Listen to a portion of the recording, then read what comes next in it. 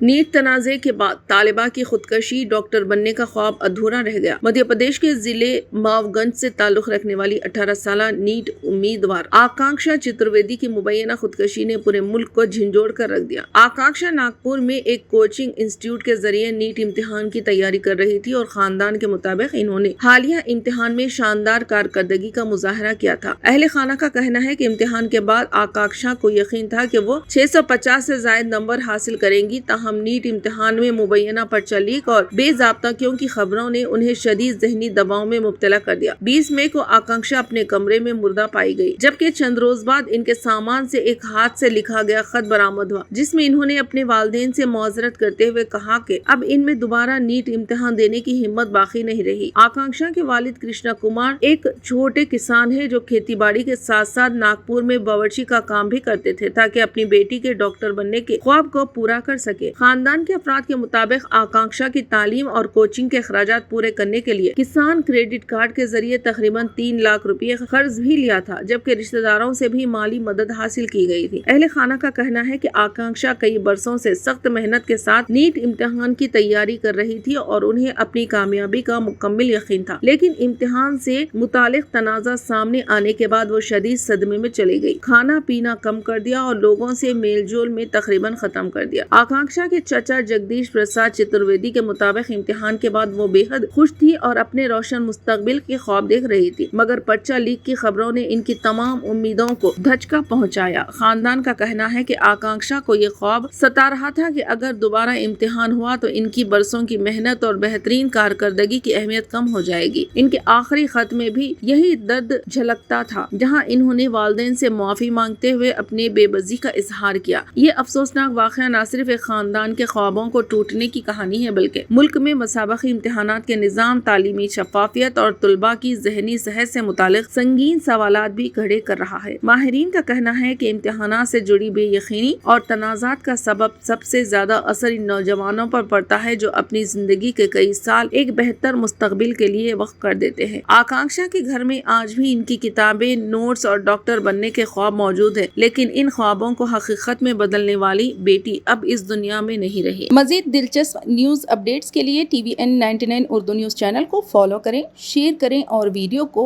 Like करें।